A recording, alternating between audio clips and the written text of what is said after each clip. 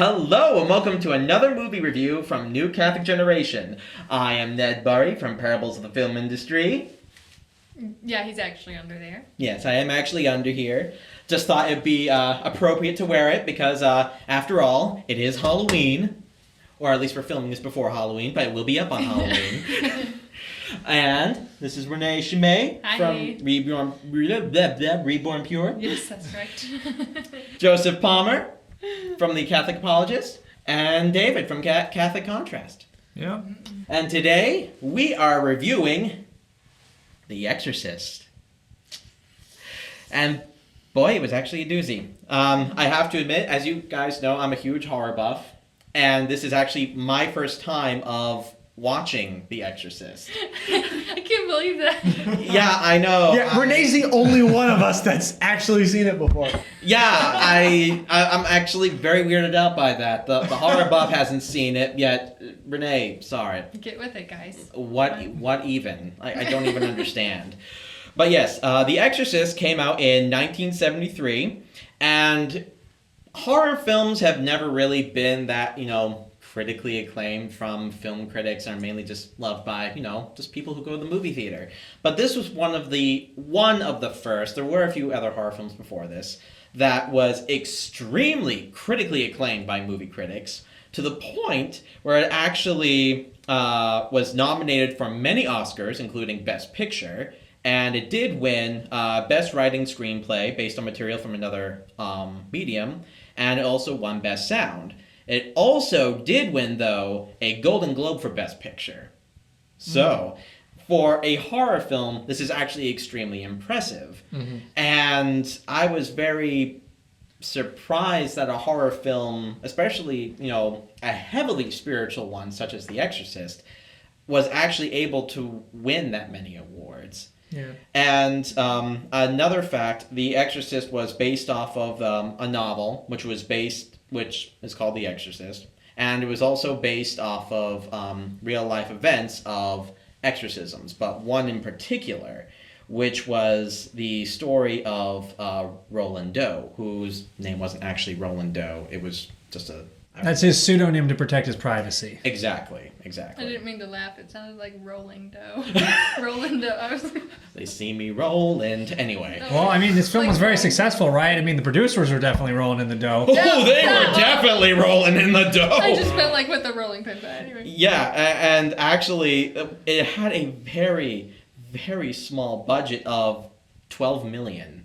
And it made... I wish we had a small budget. I wish that was our small budget. That'd be great. And it wound up getting $441.3 million in the box office.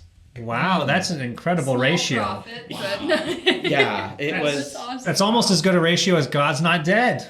Or Blair Witch Project. Another horror film, for that at least. I was about to say, I'm like, look, I know it's Halloween. You don't have to scare me, Jack, okay? Hey, don't blame me. I didn't do it this time. I'm as far away from Ned as possible. Yeah. I have protection. Keep playing this whole thing like I'm going to bring up God's Not Dead, so I'm going to sit on the opposite side. Dang it, where's my machete, guys?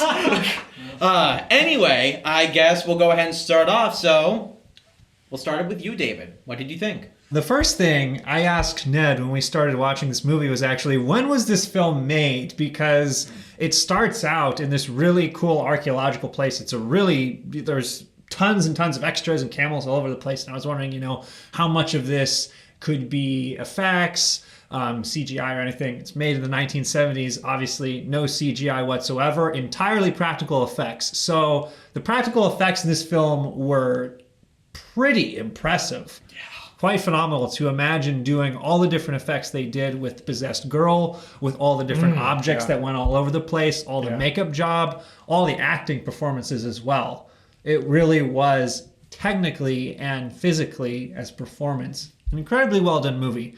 As far as the actual story goes, it was very weird the entire time, honestly, because I was trying to think of, I didn't really know to what extent it was based off a true story. It sounds like it's cobbled together from several different ones. It was definitely cobbled together by several different stories. Even though there was one main inspiration, there were lots of other stories which helped inspire and create the story.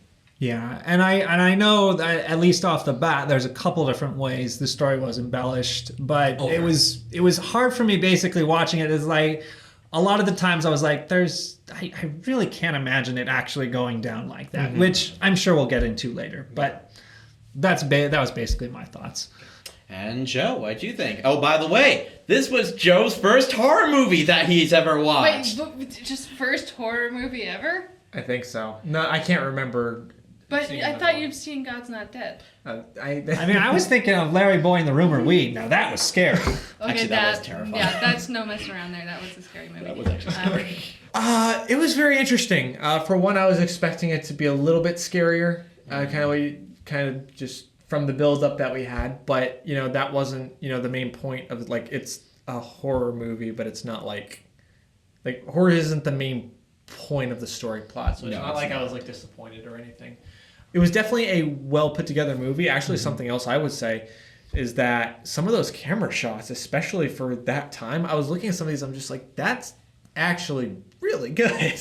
Really Yeah, good camera yeah. shots that they had in the middle of these. I was just like, wow, that's considering when this was made. That was I would almost if it wasn't for the hairstyles. He was just making fun of the hairstyles the whole time. I was just like, why was this ever popular? I was like, Joe, Yeah. it only takes one famous celebrity to wear that hairstyle and everybody's gonna wear it again. Fortunately, it's so true. It's very true. Very interesting movie, and that's kind of what I expected going in. I was very interested to see it. I'm not the biggest fan of the ending and kind of like how it turned out, but at the same time, it's just kind of like not knowing exactly what to think. That makes sense. And we can get to that Yeah. a little bit. And Renee, this is obviously not your first rodeo, so... Yeah, that trend. Me at my second rodeo. Okay. Yeah, the movie, I like it because it includes a lot of real life things that happened in other exorcism cases. So with the accuracy there, I don't criticize it too much on what what they have the possessed girl do. But I think there isn't any resounding Christian redeeming factor in any of the film. I feel like it just gives you the creepy factor all the way to the end, if not just the "oh, that is so gross" factor all the way until the end. Very David, stop it! PTSD. I'm kidding. You okay? Just a word, guys. It's the first time David's actually fully creeped me out. I think the interesting thing about the movie is that when people see it, it's very, it's in a way, it's almost objectively displayed because it's not overtly, a Christian movie. Yeah. So it's going to get a lot of people to research this stuff, and then they're going to find oh my goodness, these are some real exorcisms Yeah. here, which Yeah, is yeah. interesting, and then people can go with it from there, but that's an interesting way to bring people into the reality of it. I have to say that I did like when they first started with the actual exorcism going in place.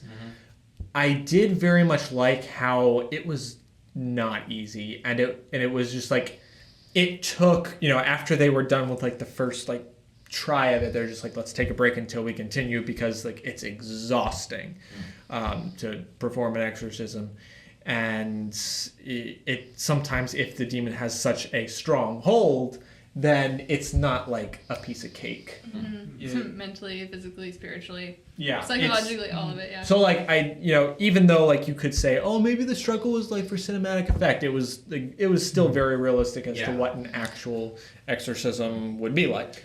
And speaking of realism, to a certain degree anyway, because obviously a lot of the movie was definitely fabricated in many ways. So obviously, us in New Catholic Generation, we always like to talk about, this is not a family movie. You shouldn't see any of it. Oh no. No, this is not. This is not. This is not a movie where we can put little Jimmy on the couch right next to mommy and go ahead and watch it. Yeah, mom and dad. No, my parents did not show me this, but my parents one night was like, "What are you guys watching?" They're like, "Oh, The Exorcism of Emily Rose." I'm like, "Okay, I'm gonna be upstairs." Bye, Felicia. Yeah, that is one thing where oftentimes in Christian movies, often darker elements are sanitized for the sake of, the Christianness. In this film, the little girl is saying basically the worst things in the English language you could possibly say. Yes. That in particular did lend a level of uncomfortable realism to it. Oh yes, and obviously, we've talked about, I think it was like in the Daredevil review, we talked about like swearing in film. We talked about vulgarity and a whole bunch of stuff. And for the most part, we're definitely, actually not even for the most part, we're like not really okay with like swearing when it comes to films and stuff like that. But for a movie of this magnitude, when it comes to trying to quote unquote replicate an exorcism, how do you guys feel that, when it comes to that kind of content, trying to make it as disturbing and maybe even realistic as possible? I have to say that given the situation, it's the actual demon talking, like from the horse's mouth. Yeah. I didn't have as much of a problem with it as I would say in any other situation. I would say that a lot of times when the demon was actually using the name of Jesus, I'd like to know how much of that they thought was actually real, because normally I know a lot of times demons have a hard time with hearing the name of Jesus. So for the demon to actually use that name was like, even though he was insulting it, was just like, he gets humans to insult it because they can't feel that pain.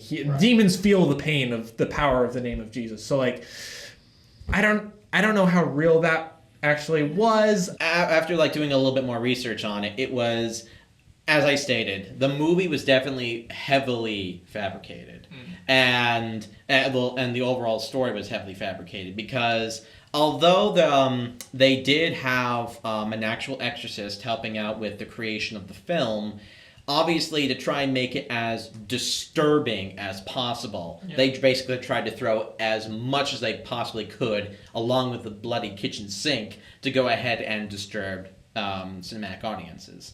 It's kind of like how much you're going to pull and give and take, because I feel like what happened is they pulled a little bit too much on, maybe a little more than a little bit, but too much on like, we want to get people who are like staunch into this horror, like we want to pull their attention.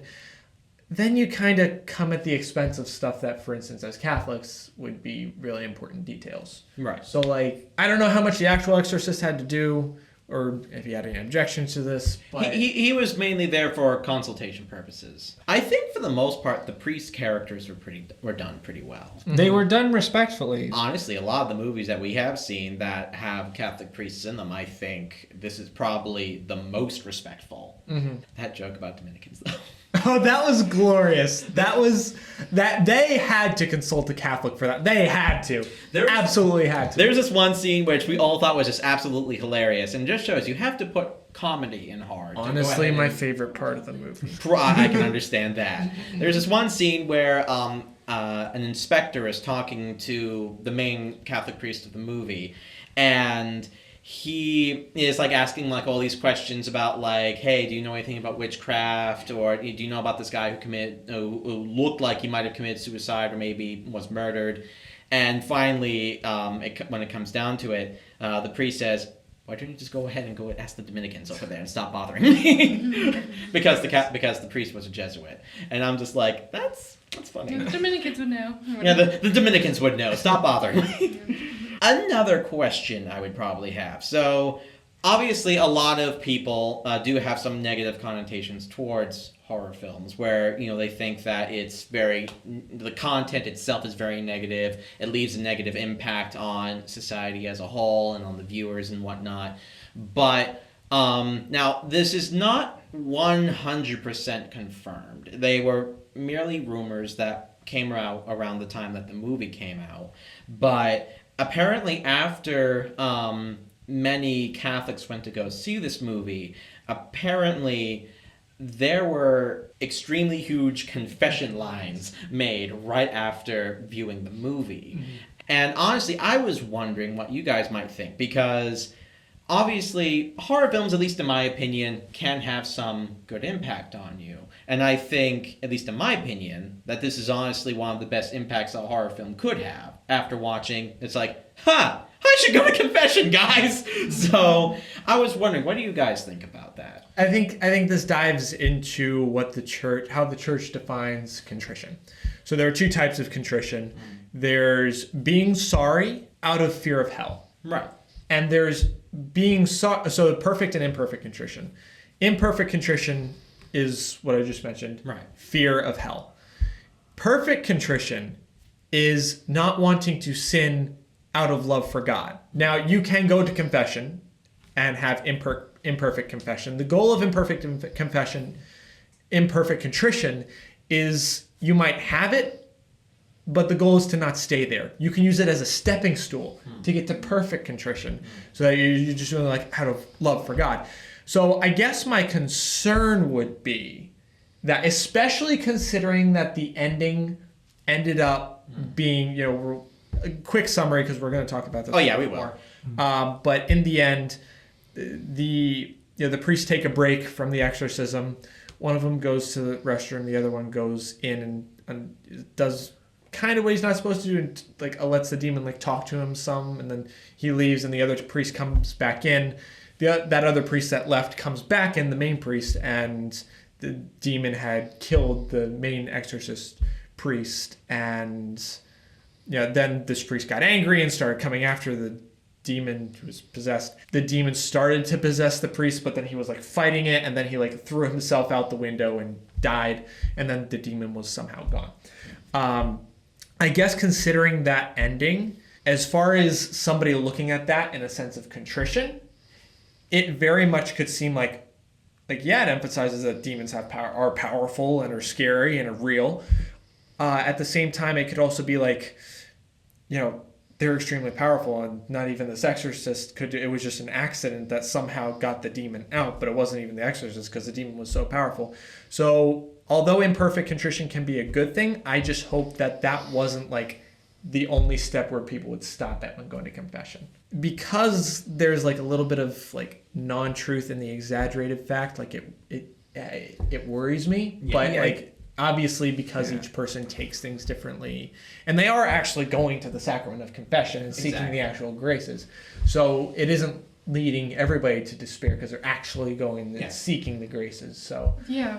And the vibe I got from this movie too, which is more than just, fear of hell and fear of death, is that if you are so valuable to Satan, like this girl was obviously very valuable to him, this priest was very valuable to him, not just because he was a priest, but he got into the personal details of this priest's life. He wanted his soul. If you're so valuable to Satan, it must... Consequently, you are incredibly valuable to God. That's how badly he wants souls. This is like definitely like a topic that I talk about with a lot of different people about, especially the morality in horror films. And one of the reasons why I was really like heavily inspired to do my current show on parables of the film industry, Valley of Death, shameless plug by the way, which you should totally go look out because I just did the entire review of the Friday the 13th series on my channel. To a certain extent, I think when it comes down to horror films, there is a certain line that you have to worry about crossing when it comes to fear.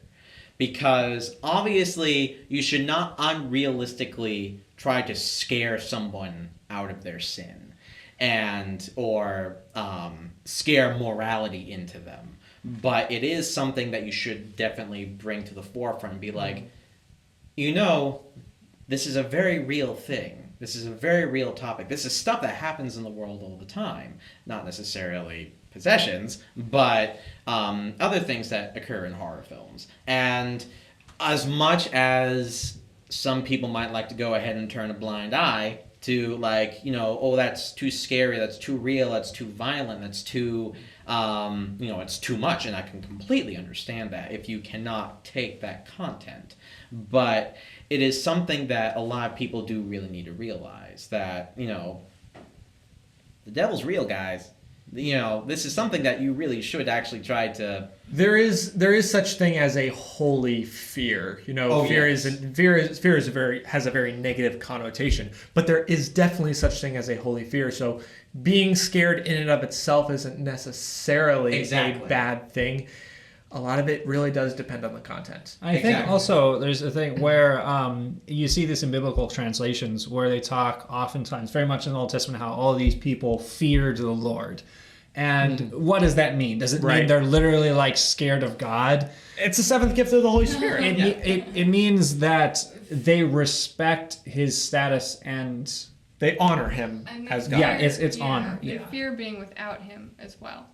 Because they know every single time they stray, what happens, when they do. And they're just like, They're just left to whatever else. that's kind of where like that's kind of an example of how like the Israelites were so often brought through imperfect contrition, because like a lot of times they feared, losing God for the sake of like, oh, I don't want these bad things to happen. But how Christ, when he came, brought us to just like there is perfect contrition now, where there is love for Christ, there is love for God, and you are called to participate in that. So like and again, continuing to use imperfect contrition to lead to perfect contrition. All right, so overall rating, what would you guys give it? Overall thoughts, I thought there were a lot of important things that we do need to realize about, Satan being real, demonic possession being real, the spiritual realm, spiritual reality being real.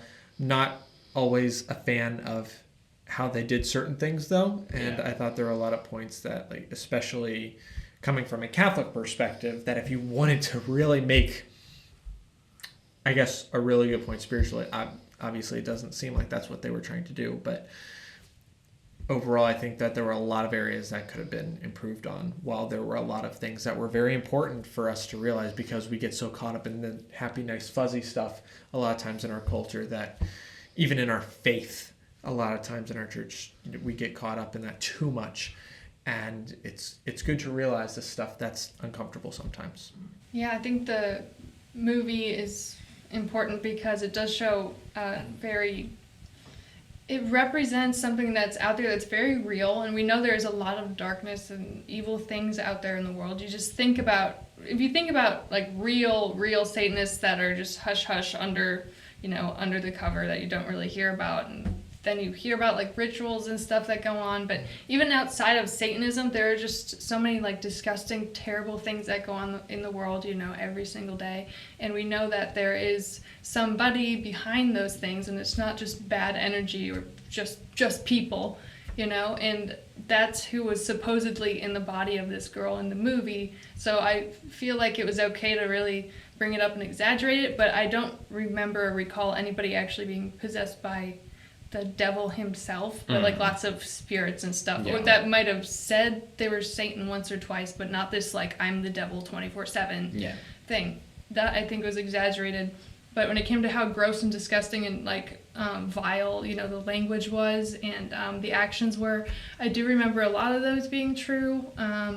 But I just have to remember, like, this is the person at the heart of all those disgustingly terrible things that go around in the world every day to defile God's creation and his goodness here on earth. And that's what we're up against. And Joe's right, we can't just be sitting on the fluffy, happy things of our religion all the time, because it really is a battle against somebody who is trying to take God's beloved people. So I thought the movie was important because it spawned all these thoughts about these things to me. So I'm like, Yeah, basically I'm not a fan, but there are a lot of important things. Oh, yeah. Oh, no, I yes, get I it. just think it's not when you're like, oh, let's watch it again. It's like, nah, You're just like, I'll pass. Don't worry, I'll show you calmer horror films, okay? Yeah. Yes, there are calmer horror films, guys. Yes, there are.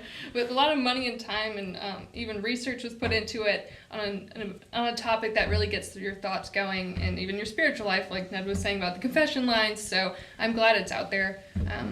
It seemed like it impacted some people for good in a lot of ways, surprisingly. Yeah, I mean, as far as my thoughts go, I think it's pretty similar to both of you guys in that it's sort of a movie I can't quite give a single 1 to 10 scale rating, because I sort of like consider the story itself and the production value sort of the two separate realms. Production value, 9 or 10 out of 10, very well done. As far as the story goes, I don't know if I can give it an exact numerical rating, but I'm glad it's a film that exists, and not exactly, fun for the whole family type of movie, but I'm glad to have watched it. If I was to, just on a film-like scale, I would definitely give it at least an 8 out of 10. I don't think it's the scariest movie that's ever been made. There are definitely far scarier movies out there. On the disturbing level, it was definitely very high up there. Yeah. But yeah, I would probably say that. And a lot of things that all you guys have said, are very, very important for, a lot of the viewers to go ahead and listen to when it comes to their approach to the faith, when it comes to these very scary things, especially with Halloween here and all that kind of stuff. And also, it is also very important to, think about this kind of content when you are approaching horror films, because it is, as we said, very real. All right. Well, that's all the time that we have today. And thank you for joining us on this very special panel. And we'll see you guys later. And if we compelled you to watch the movie, then fantastic, I guess.